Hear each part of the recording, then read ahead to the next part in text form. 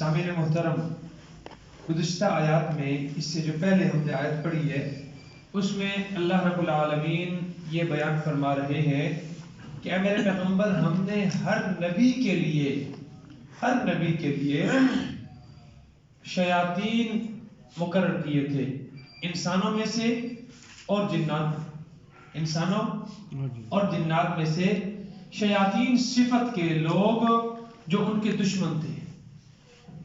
ان کا کام کیا تھا؟ یوحی بعضهم الی بعض زخرف القول، جھوٹی غلط باتیں ملمہ سازی کر کے خوبصورت بنا کر لوگوں کے سامنے پیش کر کے ان کے دلوں میں حق کے متعلق، اللہ کی وحدانیت کے متعلق شکوک و شبہات پیدا کرتے تھے. اور میں نے آپ کو وہاں دکھایا تھا 18ویں سپارے میں سورۃ الحج کے اندر، وَمَا أَرْسَلْنَا مِن قَبْلِكَ مِن رَّسُولٍ إِلَّا إِذَا تَمَنَّىٰ أَلْقَى الشَّيْطَانُ فِي أُمْنِيَّتِهِ، آپ سے پہلے جتنے بھی رسول اور کوئی نبی ایسا نہیں آیا مگر جب بھی وہ وحی لوگوں کے سامنے بیان کرتا تو اس وحی کے دوران وہ لوگوں کے دلوں میں کیا ڈالتے تھے؟ شکوک و شبہات ڈالتے تھے. اور وہ زخرف القول یعنی جھوٹی اور باطل بات کو خوبصورت بنا کر لوگوں کے سامنے پیش کرنا کیوں کرتے؟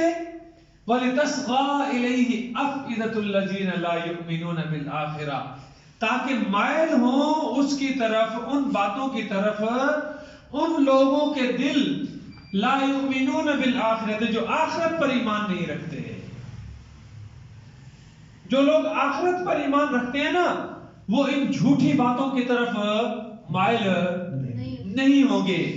جن کو یقین ہے کہ میں نے اس زندگی کے بعد اگلی زندگی جس میں اپنے رب سے ملاقات کرنی ہے، الذین یظنون انہم ملاقو ربہم وانہم الیہ راجعون، جن لوگوں کو یقین ہے کہ وہ اپنے رب سے ملنے والے ہیں اور انہوں نے اپنے رب کی طرف لوٹنا ہے، تو وہ لوگ ان جھوٹی باتوں کی طرف مائل نہیں ہوں گے. ان جھوٹی باتوں کی طرف وہی مائل ہوتے ہیں الذین لا یؤمنون بالآخرۃ، جو آخرت پر ایمان نہیں رکھتے.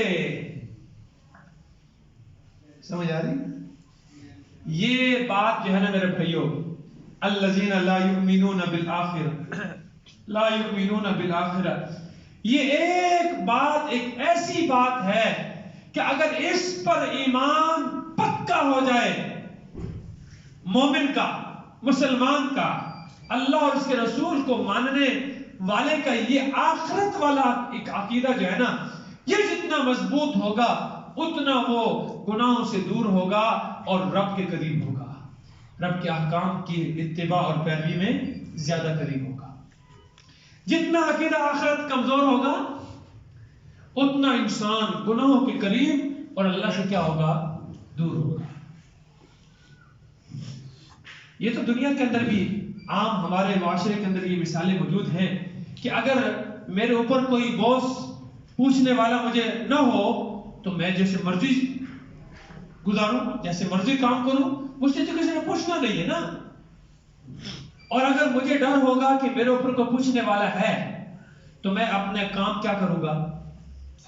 بڑا چھان بین کر، بڑے پھٹک کر، بڑا پھونک کر قدم رکھوں گا، اور ڈنڈی مارتے ہوئے بھی ڈر لگے گا کہ اگر باس کو پتہ چل گیا، مالک کو پتہ چل گیا، افسر کو پتہ چل گیا، فلاں کو پتہ چل گیا، فلاں کو پتہ چل گیا، میں اپنی محکمہ ایجوکیشن کی پرنسپل سے اوپر deputy D O, deputy D O سے ڈی او، ڈی او سے اوپر سی او، سی او سے اوپر ڈپٹی کمشنر، ڈپٹی کمشنر کے اوپر کمشنر، کمشنر کے اوپر سیکٹری، سیکٹری کے اوپر وزیر اعلیٰ، وزیر اعلیٰ کے اوپر تو ڈرتے ہیں.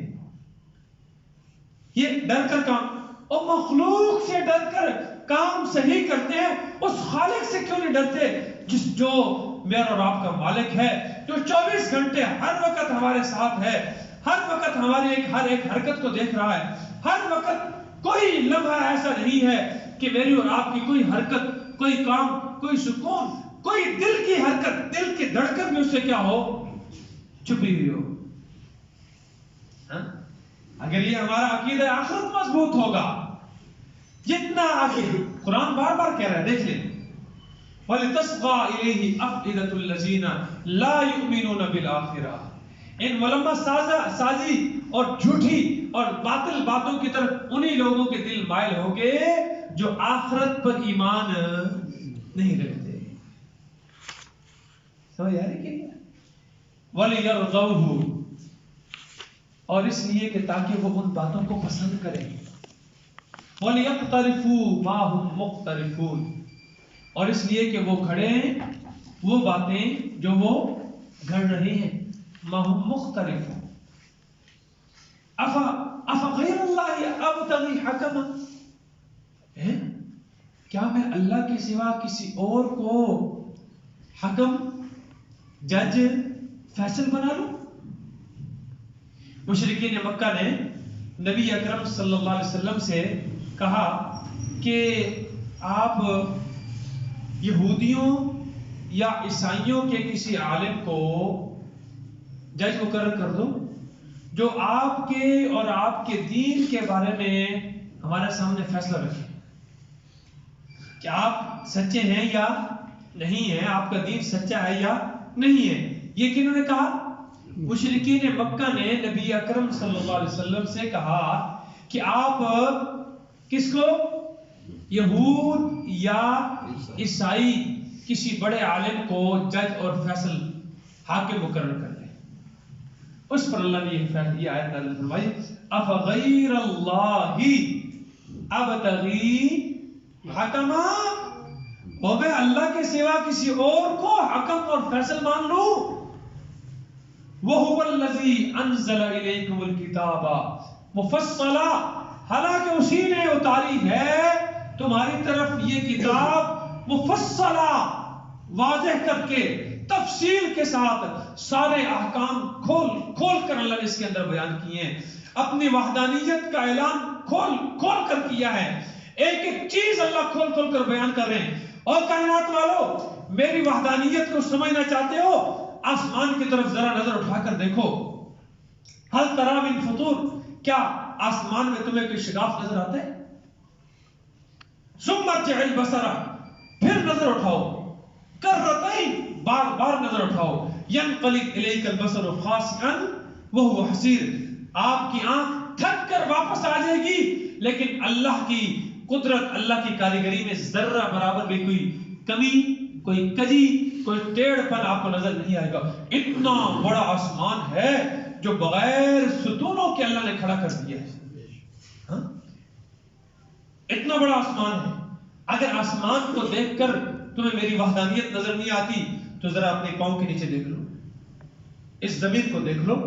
اس زمین کو پانی کے اوپر ٹکایا ہے، اور پانی کے اوپر جب ٹکایا تو زمین ڈولنے لگی. تو زمین کو کھڑا کرنے کے لیے میں نے پہاڑ میخوں کے طور پر گاڑ دیے تاکہ یہ زمین میری مخلوق کو لے کر کسی ایک طرف جھک نہ جائے. اگر تجھے ان پہاڑوں کو دیکھ کر، ان بلند و بالا پہاڑوں کو، خشک پہاڑوں کو، سبز پہاڑوں کو، سرسبز پہاڑوں کو، اور اتنا سخت پتھر ہے کہ اگر اس پر بڑا تھوڑا مارا جائے تو وہ اٹھ کر دوبارہ آپ کی سر پر آ کر لگے، اس سخت پہاڑ سے میں نے تمہارے لیے پھل پھول، اناج اور طرح طرح کے میوے اگا دیے.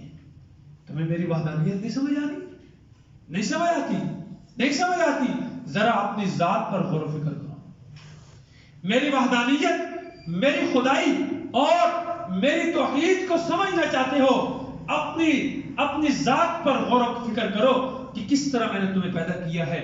کس طرح ایک گندے قطرے سے فَلْيَنْظُرِ الْإِنسَانُ مِمَّا خُلِقَ. میرے بھائی، میں نہیں کہہ رہا یہ باتیں، یہ اللہ کا قرآن بار بار کہتا ہے فَلْيَنْظُرْ، چاہیے کہ غور و فکر کرے، دیکھے انسان مِمَّا خُلِقَ، کس چیز سے اس کو پیدا کیا گیا ہے.